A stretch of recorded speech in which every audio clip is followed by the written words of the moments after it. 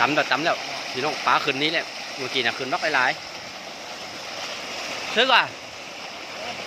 พอแล้วปลา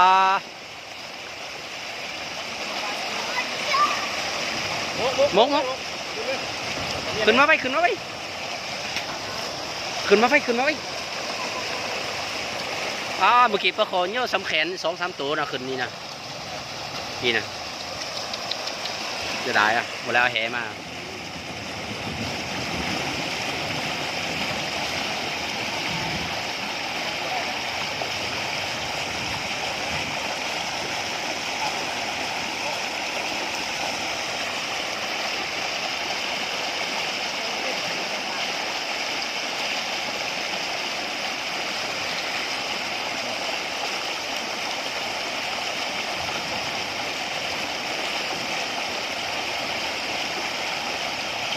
ไปแล้วแต่ตัวนึงพี่น้องลงมาเลย